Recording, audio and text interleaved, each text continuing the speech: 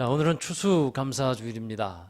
1년에 그 추수한 것에 대해서 또 1년 동안 살아온 아직 마무리는 아닙니다만 그 은혜에 대해서 우리 감사하는 시간을 갖는데 우리 여호와께 감사하라, 하나님께 감사하는 시간이 되기를 원합니다.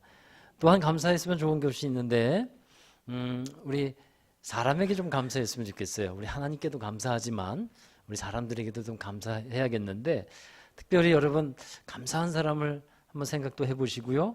그 다음에 오늘 여기에 이렇게 앉으셨는데 옆에 분에게 감사했으면 좋겠어요. 오늘 옆에 사람에게 잘 앉았어야 되는데 근데 옆에 분을 한번 보세요. 정말 감사한 분들 있지 않습니까? 그죠? 잘 앉으셨죠 오늘? 네, 그럼 그렇게 인사해 주십시다. 제 옆에 앉아 주셔서 감사합니다. 옆에 앉아 주셔서 감사하고요. 또 여러분 얼굴 보니까 힘이 나고요. 그런 존재로 살아가는 저희들이 되었으면 좋겠습니다. 우리가 매년 감사절을 맞게 되는데 올해부터는 이제 11월 첫째 주에 이 추수감사절을 정해서 지키게 됩니다. 추수라는 말을 들을 때마다 이 농사를 짓는 집안에서 제가 태어나서 그런지 어떤 곡식을 거두어 드리는 것을 생각하게 돼요. 또 성경에서 보면 이 추수라는 것을 농경적인 배경에서 말씀을 우리에게 전해주고 있기도 합니다. 우리나라가 이제 지금 인터넷과 과학 또 기계 이런 발달로 획기적인 변화를 이루었지만 그리 오래되지 않은 한 30년, 40년 전만 해도요. 제가 살고 있던 농촌에서는 재래식으로 농사를 지었어요. 제가 그리고 오래된 사람은 아니지만 그런 옛날의 그 농사법을 그래도 볼 수 있었고 경험해 볼 수 있었어요. 여기도 그런 분들이 꽤 있으시리라고 생각을 합니다. 지금은 쌀을 추수해서 우리가 이 먹는 벼를 벼가지고 쌀로 되어지는 과정이 정말 편리해졌어요. 일사천리예요. 콤바인이 빠른 속도로 다니면서 그 논에 다니면서 벼를 비잖아요. 그러면 그 자리에서 바로 탈곡이 이루어지고 그럼 바로 정미소로 가서 쌀이 나와요. 요즘은 그런 시스템이 되었거든요. 근데 30년, 40년 전만 해도 그 과정이 얼마나 여러분 복잡했습니까? 그러니까 길었습니까? 그러니까 사람들이 논에서 일렬로 쫙 서가지고 낫을 딱 들고 벼를 베기 시작하잖아요. 아시죠, 여러분? 예, 벼를 베면 한창 벼를 베다 보면 허리가 끊어질 듯이 아프잖아요. 그러면 제가 그 경험해봐서 알아요. 끊어질 듯이 아프면 그렇게 벼를 베는데 그것도 그냥 하루 이틀에 끝나지 않습니다. 한 열흘, 20일 합니다. 왜냐하면 서로 품앗이를 하기 때문에 그래요. 오늘 이 집에 와서 벼를 피웠으면 또 다음 날은 그 딴 집에 가서 품앗이 해줘야 되고 그러다 보면 한 열흘, 20일 걸려서 이 벼를 다 베게 됩니다. 그럼 그게 끝이 아니잖아요. 그 벼를 벼땅을 딱 놓으면 그게 마르는 과정이 필요하죠. 그럼 마르면은 이제 잘 마르기 위해서 또 하루 이틀 지났다가 또 어떻게 합니까? 가서 또 뒤집어 줘야 돼요. 그리고 또 벼가 잘 말라야 되는데 너무 마르면 또 안 돼요. 왜냐하면 너무 마르면 탈곡을 하고 이 쌀을 방아를 찢게 되면 그 부스러기가 많이 나와요. 그걸 뭐라고 합니까? 쌀래기예요. 쌀래기. 다 옛날 분들이 많아서 쌀래기가 많이 나와요. 쌀래기가. 그래서 적당하게 말라야 돼요. 근데 여러분 탈곡기라는 거 옛날에는 경운기에 달아가지고 탈곡기를 이렇게 다니면서 했는데 그 탈곡기가 마을에 2대, 3대밖에 없어요. 제가 있던 동네는 그랬어요. 그러다 보니까 그 탈곡기가 순번이 되어야만 탈곡을 합니다. 그럼 이제 순번이 되는 날 이제 기다렸다가 탈곡을 밤늦게라도 이제 마치게 됩니다. 그러고 나면 이제 가마니에 담아서 창고에 들이면 추수가 끝나는 거예요. 필요에 따라서 이제 그거 갖다가 정미소에 갖다 주면 쌀 쪄가지고 팔고 또 먹고 그랬던 기억이 납니다. 자, 여러분 농부들이 참 고생 많죠. 참 많이 했습니다. 그 고생도 힘든 일도 참 많았는데 농사를 지으면서 근데 그것을 다 잊어버리게 하는 것이 있어요. 그게 뭐냐면 추수의 기쁨이에요. 풍년이 들어서 쌀이 몇 가마니 더 나는 해가 되면요. 그 농부의 그 얼굴에 나타나는 기쁨은 말할 수 없습니다. 올해는 벼가 잘 돼서 작년보다 한 5, 6가마니 더 늘었어. 이 기쁨이 그 말하는 가운데 얼마나 묻어나는지 몰라요. 그 기쁜 말을 했던 우리 아버지의 그 음성이 아직도 기억이 나요. 여러분, 그런데 추수의 때는요, 풍년만 있는 게 아니잖아요.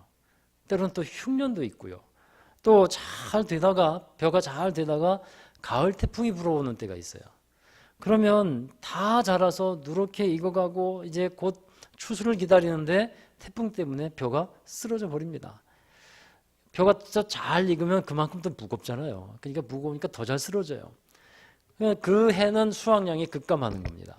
벼가 쓰러져서 물에 잠긴 벼를 또 일으켜 세우고 더 진흙에 어떤 경우는 묻혀가지고 일으켜 세울 수도 없고, 그 논을 바라보고 그 벼를 바라보는 농부의 심정, 아버지의 심정은 정말 애절하고 정말 한탄스럽고 또 불쌍하기까지 했어요. 그러니까 여러분, 우리가 이 추수감사절을 맞아서 아마 여러분 가운데 다양한 상황을 맞이하고 계시리라고 저는 생각합니다. 어떤 분은 정말 추수의 풍성한 기쁨을 누릴 수 있는 사람이 있을 거예요. 정말 감사하는 그런 사람이 있을 겁니다. 그러나 반대로 그렇지 못한 상태로 좀 빈약한 상태로 추수의 그 기쁨이 다에게 풍성하게 주어지지 못한 상태로 추수감사절을 맞이하는 분들도 있을 겁니다. 각자가 처한 상황은 다르지만 그러나 그리스도인들, 곧 하나님의 사람들에게는 같은 것이 하나 있어요. 그게 뭐냐면요, 어떠한 상황에서도 감사합니다라고 할 수 있다는 겁니다. 할렐루야.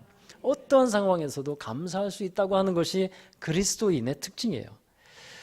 여러분, 이러한 고백이 됩니다. 그래서 그리스도인은 감사가 일상화되는 사람들이에요. 감사 지수라는 게 있어요. 지능 지수를 IQ라고 하고 또 감성 지수를 EQ라고 하는데, 감사 지수가 있습니다. 그걸 TQ라고 부릅니다. 그러니까 Thankful Quotient. 발음이 좀 그래서 죄송한데요. TQ라고 해요. TQ. 근데 실제로 감사 지수를 체크하고 평가하는 게 있어요. 전문적인 조사에 의하면 감사 지수가 높을수록 행복 지수가 높대요. 그리고 감사 지수가 높을수록 성공 지수가 높대요. 바로 여러분, 그리스도인들이 그런 사람들입니다. 모든 상황에서 감사할 수 있는데 고난 중에서도 감사할 수 있고요. 심지어 병들어서도 감사할 수 있는 게 그리스도인인 줄로 믿습니다. 그래서 오늘 말씀에 보면 감사하라는 말씀이 세 구절 가운데 세 번이나 매 구절마다 반복되고 있어요. 그러니까 이 구절을 통해서 저는 여러분과 함께 감사할 수 있는 원동력이 그럼 뭘까? 이렇게 매 구절마다 감사를 하라고 말씀하고 있는데 그 원동력은 무엇인가? 감사한 마음을 가지고 살아갈 수 있게 하는 조건, 또 감사할 수 있는 힘이 무엇인가를 함께 나눠봤으면 좋겠어요. 첫 번째로는 감사할 수 있기 위해서는 평강이 있어야 합니다. 그래서 오늘 그 골로새서 3장 15절의 말씀에 보면 함께 읽어보실까요? 그리스도의 평강이 너희 마음을 주장하게 하라. 너희는 평강을 위하여 한 몸으로 부르심을 받았나니 너희는 또한 감사하는 자가 되라. 여러분, 사람이 마음이 평화로울 때, 그때 안정적일 때, 그때 감사를 할 수 있다는 거예요. 요즘 현대 사람들의 상태를 보면 많은 사람들의 상태가 성난 사람들 같다는 생각을 하게 됩니다. 사회에 분노하고 국가에 분노하고 사람들에게 분노하고 자기 자신에게 분노하고 분노가 속에 쌓여 있어요. 분노 지수가 너무 높아요. 그래서 홧김에 폭발하고 그리고 사람을 때리고 사고를 칩니다. 요즘에 어떤 그 회사 그 회장이 화제가 되고 있잖아요. 참 속에 무엇이 들어있을까 하는 그 생각을 하게 돼요. 서로를 용납하지 않습니다. 또 치부를 드러냅니다. 서로를 비판하고 그 속에서, 그 소용돌이 속에서 우리가 살아가고 있어요. 그러니까 치열한 경쟁 구도 속에서 많은 사람들에게 치이면서 아픔과 상처를 안고 또 살아갑니다. 이런 상황에서 많은 사람들이 속에 무엇을 담고 있냐면 분노. 이걸 담고 있어요. 그러니까 이 분노 가운데서는 무엇이 없습니까? 평강이 없는 거예요. 평강이 없으니까 뭐가 안 돼요? 감사가 안 돼요. 그래서 사람들이 이 평강을 얻기 위해서 많은 노력을 합니다. 명상도 하고 뭐 다른 것도 많이 하는데 그중에 대표적으로 산으로 들어가는 거잖아요. 그래서 평강을 얻으려고 산에 들어가서 나는 자연인이다. 여기에 나오기도 합니다. 저도 그 TV 프로를 집에 들어가면 본래 보는 프로가 나는 자연인이다예요. 제가 복잡해서 제가 분노가 차서 그런 게 아니고 그냥 재밌어요. 그렇게 사는 게 참 재밌는데 여러분 혹시나 나도 저렇게 살아봤으면 좋겠다라고 생각하시는 분들이 있다면 그냥 보는 것으로 만족하시길 바랍니다.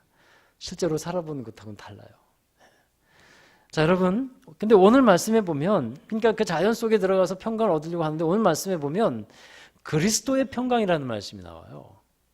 우리가 산 속에 들어가서 평강을 얻는 게 아니고 자연 속에서 얻는 평강이 아니라 그리스도의 평강이라는 거예요.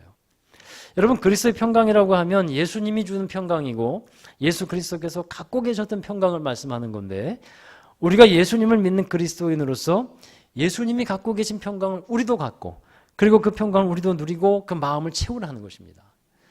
그렇다면 그리스도의 평강이 뭘까요? 구체적으로 어떤 상태일까요? 여러분, 예수님의 마음은 흔들리지 않았어요. 흔들리지 않는 이 편안함은 시몬스 침대를 말하는 게 아니고 예수님의 마음을 두고 하는 거예요. 예수님은 항상 모든 시선을 하나님께 고정하고 있습니다. 그러니까 마음이 흔들리지 않아요.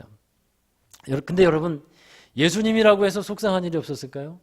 예수님도 속상하고 모욕을 많이 당하고 쓸데없는 근거 없는 비방을도 당하고 그러했던 분이에요. 많은 대적자들이 예수님을 막 모함하고 비방했어요.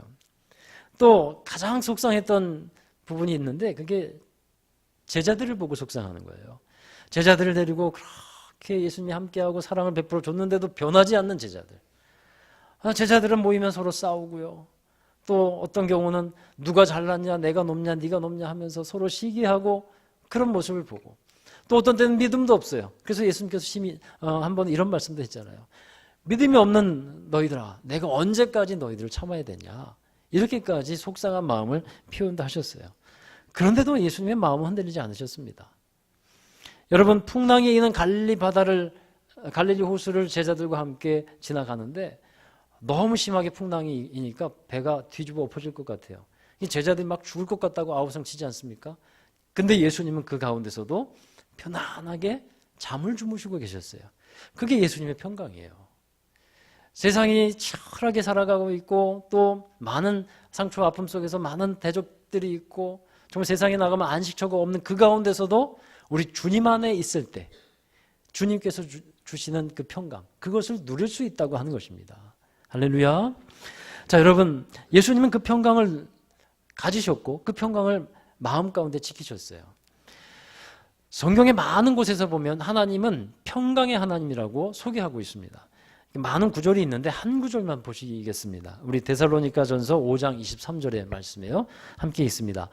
평강의 하나님이 친히 너희를 온전히 거룩하게 하시고 또 너희의 온 영과 혼과 몸이 우리 주 예수 그리스도께서 강림하실 때에 흠없게 보존되기를 원하노라. 아멘. 여러분, 목사가 되고 나니까요, 성질이 다 죽었어요. 목사가 되고 나니까 정말 천사와 같아졌어요. 목사가 되고 나니까 언제나 예수님의 마음을 가져요. 이렇게 생각하시면 오해예요. 저도 성질날 때가 있습니다. 걱정이 될 때가 있습니다. 저도 마음이 요동칠 때가 있습니다. 왜 없겠습니까? 근데 여러분, 그런 때마다 제가 하는 연습이 있어요. 뭐 안 될 때도 있어요, 솔직히. 그러나 그러려고 노력하는 게 뭐냐면 주님을 바라보려고 그러는 거예요. 그때마다 성질이 날 때마다 속상할 때마다 걱정될 때마다 주님을 더 생각하는 겁니다. 그러면 신기하게도요, 마음의 평강이 찾아와요. 우리가 마음이 복잡하고 파도가 일어나가는 것 같고 염려가 찾아올 때 여러분, 성경은 뭐 어떻게 하라고 말씀합니까? 빌립보서 4장 6절에 보면 아무것도 염려하지 말고 오직 감사함으로 너희 구할 것을 하나님께 아뢰라. 그리하면 하나님의 평강이 너희 마음과 생각을 지키시리라. 그러니까 왜 우리가 기도해요? 염려가 있으니까 기도할 수 있어요. 그러나 기도하면 그게 평강으로 바뀌는 거예요. 하나님이 함께 하십니다. 할렐루야. 여러분, 그 평강 가운데 우리는 뭐 할 수 있어요? 감사할 수 있다는 거예요. 그 다음에 두 번째, 이 감사의 원동력이 되는 게 있는데 그게 하나됨이라는 거예요. 우리 말씀의 15절의 말씀으로 다시 여러분 보시면 너희는 평강을 위하여 한 몸으로 부르심을 받았다라고 말씀하고 있어요. 한 몸으로 부르심을 받았다는 것은 곧 그리스도의 몸으로 부르심을 받았고 우리가 그 교회로 부르심을 받았고 그리고 우리는 그리스도의 몸의 다양한 지체들이 된다라는 것입니다. 그러므로 우리는 한 몸으로 부르심을 받았다면 꼭 지키려고 해야 되는 것이 있어요. 그것이 하나됨을 지켜나가야 하는 거예요. 성령이 하나되게 하신 것을 힘써 지키라고 하는 말씀처럼 우리는 하나됨을 지켜나가는데 그때 평강이 이루어지고 그때 감사가 되어지는 겁니다. 여러분 예수님은 하나님과 하나셨잖아요. 그래서 예수님이 가장 불안해하고 그러면 힘들어했을 때가 한 번 있었어요. 그게 언제인지 아세요? 십자가에 달리실 때 하나님과 자신이 분열되어지는 것을 느낄 때, 죄로 인해서 분열되어지는 걸 느낄 때, 그때 예수님께서 하신 십자가의 상의 그 말씀이 뭡니까? 엘리 엘리 라마 사박다니. 하나님 어찌하여 나를 버리십니까? 이것은 정말 처절한 절규였어요. 하나님과 분리될 수밖에 없는, 왜냐하면 우리의 죄를 가지고 예수님께서 십자가에 오르셨기 때문에 그 죄로 인해서 분리될 수밖에 없는 그 단계였거든요. 그 고통을 예수님께서 받으시는 거예요. 그래서 그 분리되는 고통, 그것이 가장 예수님에겐 컸습니다. 여러분 하나가 되어야 되는데 나누어지는 것에는 평강과 감사를 얻기가 힘이 듭니다. 부부가 하나 되어야 되잖아요. 한 몸이잖아요. 근데 나누어진다면 부부 사이에서 절대 평강할 수가 없어요. 기도도 안 돼요. 나누어지면요. 삶이 괴롭지 않습니까? 여러분 부부가 무관심하고 서로 나누어져 있는데 그게 평안하다라고 말하는 분들이 있다면 그것은 절대 좋은 것이 될 수가 없어요. 성경적이지 않습니다. 분리불안증을 겪는 아이들이 있죠. 분리되는 것 때문에 불안한 거잖아요. 분리되니까 평안을 잃어버리는 거예요. 우리가 그러해야 돼요. 우리가 하나님과 분리되어지는 것, 죄로 인해서 하나님과 내가 분리되어지는 것 같은 경험을 한다면 그게 정상이에요. 우리가 그런 불안을 느껴야 돼요. 그래서 다시 하나 되려고 노력하고 하나 되어서 다시 평강을 찾는 사람들이 되어야 할 것입니다.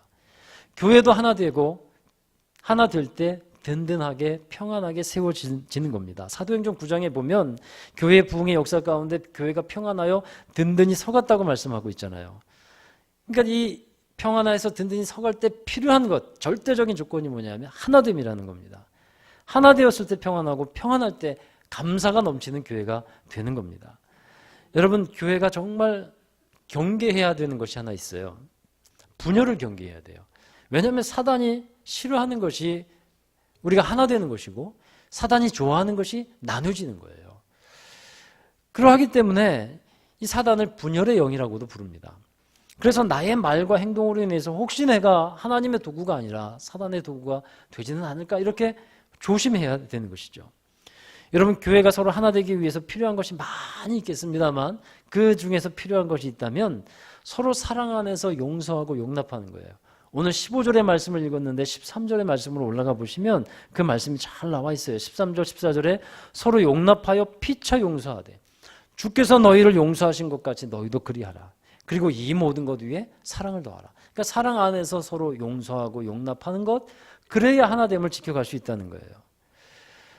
하나됨을 추구하는 모임에서는 바로 이런 분위기가 있어요.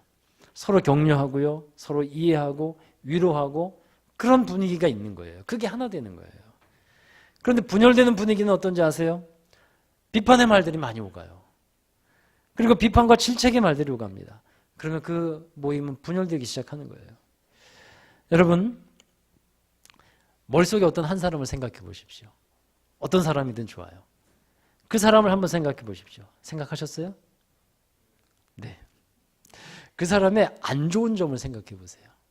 부족한 점을 생각하시고 단점을 생각하시고 나쁜 점을 생각해 보세요. 막 이것저것 생각날 거예요. 네. 이것도 안 좋고 저것도 안 좋고 이것도 부족하고 성격도 안 좋고 이런 것들이 막 생각이 날 겁니다. 근데 그 부분을 실제로 말로 표현해 보십시오. 그러면 그 사람과의 관계는 깨어지기 시작하는 거예요. 근데 여러분 그렇게 말로 해서 어떤 생각을 갖냐면 그렇게 내가 말을 해서 고쳐보겠다 이렇게 생각하고 말을 하는 거예요. 그렇지 않습니까? 근데 여러분 경험해 보시지 않았어요? 말을 해서 고쳐지던가요? 말을 해서 고쳐지는 걸 저는 잘 못 봤어요. 대신에 고쳐주시는 경우가 있어요. 언제냐면 하나님께서 역사하시니까 고쳐줘요. 그러니까 내가 하려고 하니까 안 고쳐져요. 하나님께서 하시니까 고쳐지고 변화가 되도록 하는 것입니다. 그래서 우리가 할 일이 있어요. 뭘 해야 되냐면 하나됨을 지키기 위해서 서로 용서하고 용납하고 덮어주고 또 기다려주고 기도해주면서 그냥 가는 거예요. 또 오늘 말씀에 15절에 이제 말씀에 16절의 말씀에 보면 나오지만 그 말씀 안에서 지혜롭게 가르치고 지혜롭게 권면하는 거예요. 그러한 삶을 살아갈 때 하나 되는 삶을 살아가는 거죠. 그래서 우리가 할 것은 이제 용납하고 용서하고 사랑으로 대하면서 본을 보이는 그 삶을 살아가면 됩니다. 여러분, 내가 먼저 섬길 것이 있으면 먼저 섬기면 돼요. 베풀 것이 있으면 먼저 베풀면 돼요. 어떤 사람에게 커피 10잔을 샀는데 그 다음 그 사람이 나에게 커피 한 잔이라도 사겠지라는 마음으로 있다면, 여러분, 이만큼 했는데 저 사람에게 돌아오지 않는 것이 없다면 섭섭하잖아요. 근데 그냥 두세요. 왜냐하면 그게 그 사람이 받을 그릇밖에 안 되는 거, 그거밖에 안 되는 거라고 생각하시면 돼요. 단지 그냥 사랑을 구하시고 사랑의 삶을 살아가는 겁니다. 그것이 하나됨을 이루어가는 비결이 된다는 것이에요. 그렇게 하면 하나님께서 행하시는 거예요. 하나님께서 이루어 가셔요. 이번 성전 이전하면서 어느 집사님이 이런 말씀을 해주셨어요. 성전을 이전하는 가운데 하나님이 행하시는 일들 때문에 울었고 너무나 감사했대요. 그런데 성도들이 이러저러한 헌신과 사랑과 섬김을 했다고 하는 그 얘기들을 좀 전해 들으셨나 봐요. 근데 그 성도들이 헌신하고 또 섬겼던 그것 때문에 너무 감사해서 우리 집사님의 말이 집에 가서 펑펑 울었대요. 펑펑 울었대요. 말하자면 비하인드 스토리가 있잖아요. 그 비하인드 스토리, 뭐 숨기는 얘기가 아니라, 숨기려고 하는 비하인드가 아니라 그냥 이렇게 알게 모르게 섬기면서 하나님을 위해서 헌신하고 섬겼던 그 비하인드 스토리를 듣고 나서 정말 너무 감사해서 그렇게 눈물을 흘리셨대요. 근데 여러분 생각해 보십시오. 내가 한 일이 아니고 다른 사람이 한 일이에요. 다른 성도가 한 일이에요. 근데 그게 왜 그렇게 감사합니까? 그게 왜 그렇게 감사해요? 내가 한 일도 아닌데. 다른 사람이 했지만 그 성도, 다른 사람의 행동을 통해서 하나님이 하신 일을 보게 되었고 본이 되는 삶을 통해서 나에게 은혜가 전해지게 되는 거예요. 그게 변화가 되는 모습인 것입니다. 여러분, 하나됨을 이루기 위해서는요, 말보다 행동이 있어야 돼요. 하나님의 마음, 성령의 감동을 따라서 본을 보이면서 살아가면 됩니다. 그러면 여러분, 이런 책 제목도 있잖아요. 삶으로 가르치는 것만 남는다. 그런 책이 있어요. 우리 수원의 어느 교회 목사님이 쓴 책인데, 삶으로 가르치는 것만 남아요. 말로 가르치는 게 안 남아요. 삶으로 가르치는 것만 남습니다. 그래서 그러할 때에 우리의 삶에 뭐가 이루어져요? 하나됨이 이루어진다 하는 사실입니다. 여러분, 사랑으로 서로 용납하고 용서하면서 살아가는 귀한 삶이 되기 바랍니다. 그게 감사의 비결이에요. 그 다음에 세 번째는 예수를 힘입어 감사하라는 거예요. 세 번째 감사의 원동력이 바로 그것입니다. 예수를 힘입어 하나님께 감사하라. 오늘 17절의 말씀인데, 여러분, 우리가 말하는 것이나 우리가 행하는 행동 속에서 드러나야 하는 것이 있는데 예수님의 이름이에요. 또 그리스도로 말미암아 하는 것, 그것이 드러나야 돼요. 그러니까 예수님 때문에, 예수님으로 인해서 우리는 감사할 수 있어야 한다는 겁니다. 여러분, 우리가 많은 감사의 조건들을 찾고 감사하면서 살아가고 있지만 그 중에서 우리가 잊기 쉬운 게 하나 있어요. 근데 이게 가장 중요한 거예요. 그게 뭐냐 하면 구원의 감사예요. 구원의 감사. 구원의 기쁨입니다. 죄악 중에서 나를 건져주시고 구원해 주신 그 하나님의 은혜, 그 예수님의 사랑, 그것에 우리는 감사할 수 있어야 한다는 거죠. 내가 이 땅에 살면서 하나님의 나라에 들어갈 수 있게 하신 그 은혜, 생각해보면 감사한 일 아니겠어요? 진짜로 감사를 해야 되고 잊어버리지 말아야 하는 것입니다. 그런데 막상 우리가 살면서 그 은혜를 잊어버릴 때가 많다는 겁니다. 세상에 살면서 땅의 것을 추구하다가 하늘의 것을, 위의 것을 바라보지 못하는 경우가 그러합니다. 여러분, 우리의 눈은 하나님 나라를 볼 수 있게 되기를 축원합니다. 변하지 않는 영원한 위에 있는 것을 바라보면요, 감사하게 돼요. 그런데 땅에 있는 것을 바라보면서 살면 오늘은 감사가 되는데 내일은 감사가 안 돼요. 모레는 감사가 되는데 그 다음 날은 또 감사가 안 돼요. 왜냐하면 땅의 것은 변하기 때문에 그래요. 있다가도 없어지고 또 가졌다가도 잃어버리고 이러니까 감사가 됐다 안 됐다 그러는 거예요. 그러나 영원히 우리에게 기업으로 주신 하나님의 나라, 믿음의 사람들에게 주신 그 하나님의 나라를 바라보면 영원한 감사, 본질적인 감사가 이루어지게 됩니다. 그 은혜를 여러분 잊지 않고 살아가는 여러분 되기 바랍니다. 그래서 그 하나님의 나라를 바라보면서 살아가는 사람은 말이나 행동에서 예수를 힘입어, 예수의 이름을 드러내고 예수를 힘입어 감사하게 된다 하는 것입니다. 구원의 은혜, 구원의 감사를 잃어버리지 않는 여러분 되시기를 주의 이름으로 축원합니다. 말씀에 보면 하나님께 감사하라고 되어 있습니다만 더 나아가서는 우리는 어떤 신앙이 되어야 되냐면 하나님을 감사하는 것. 하나님께 하나님을 향해 감사하지만 하나님을 감사하는 것. 그래서 여호와로 말미암아 감사하는 신앙인이 되자 하는 겁니다. 이것을 하박국 선지자가 이렇게 고백하죠. 여러분 잘 알고 계신 말씀, 들어보셨던 말씀일 텐데 하박국 3장 17절 18절 말씀입니다. 함께 읽어보시죠.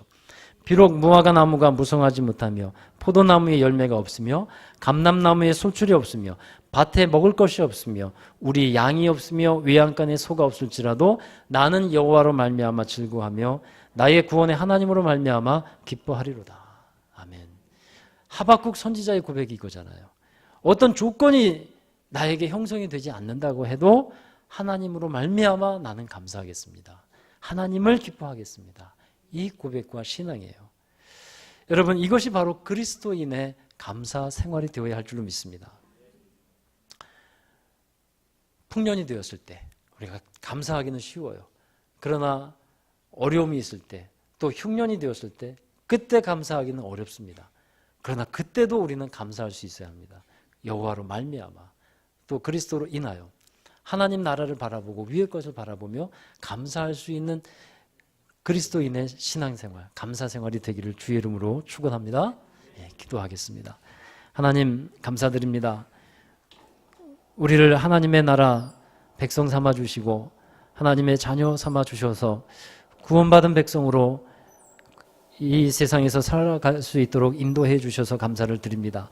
하나님 저희들이 하나님의 그 은혜에 감사하며 사는 것을 잊지 않게 하여 주시옵시고 하나님께서 말씀하신 바대로 평강 가운데 하나됨을 지켜가며 또한 예수 그리스도의 이름을 힘입어 하나님께 감사하는 삶을 살아가는 저희들이 되게 하여 주시옵소서. 감사를 통해 하나님께 영광 돌리는 우리의 삶이 되게 하여 주시옵소서. 모든 것 감사하며 예수 그리스도의 이름으로 기도하옵나이다. 아멘. 우리 다 함께 자리에서 일어나셔서 파송과 결단의 찬송을 부르겠습니다. 우리 지금까지 지내온 것은 오직 하나님의 은혜입니다.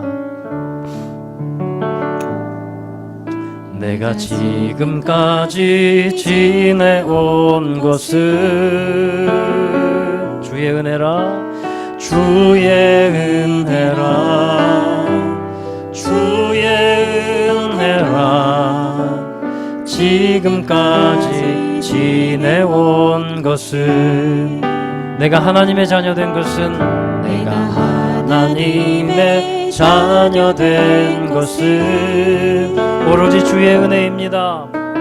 주의 은혜라 주의 은혜라 지금까지 자녀 된 것은 주의 은혜라 주의 은혜라 주의 은혜라 지금까지 지내온 것은 주의 은혜라 주의 은혜라 주의 은혜라 하나님의 자녀 된 것은 내가 이 자리에 서 있는 것은 내가 이 자리에 서 있는 것은 오직 주님의 은혜임을 고백합니다.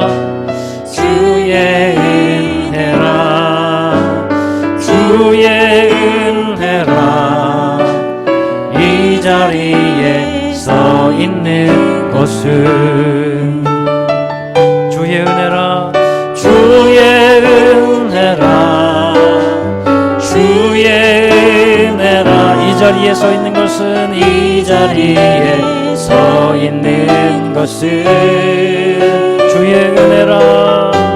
주의 은혜라. 주의 은혜. 이 자리에 서 있는 것은 이 자리에 서 있는 아멘. 주의 은혜를 한번 더 고백합니다.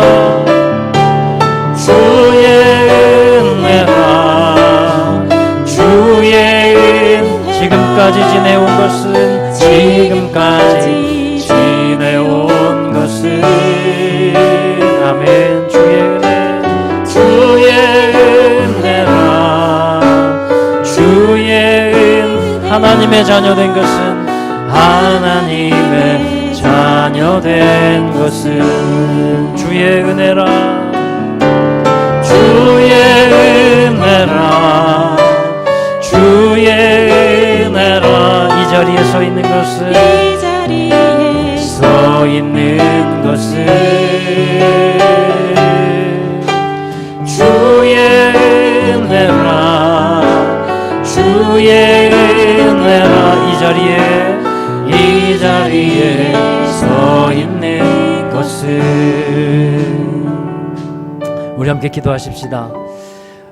여기 계신 우리 모든 성도들 가운데는 몸이 아픈 분들도 있고 또 삶의 어려움을 겪는 분들도 있고 많은 고난 가운데 있는 분들도 있습니다. 또 때로는 힘든 과정들 가운데서 하루하루를 살아가는 일들도 있을 것입니다. 그러나 우리가 기억할 것은 그 가운데서도 우리는 감사할 수 있고 그 감사를 통해 하나님의 역사하심이 있고 그 감사를 통하여 하나님의 도우심 속에 또 승리하게 됨을 우리 믿습니다. 이 시간 함께 감사로서 하나님 앞에 나아가십시다. 구원의 은혜를 주신 하나님께 감사하고 또 추수의 기쁨을 주신 은혜에 감사하고 우리의 삶을 지금까지 인도하여 주신 하나님께 감사하면서 하나님 앞에 기도하며 나아가십시다. 함께 기도하시겠습니다. 거룩하신 아버지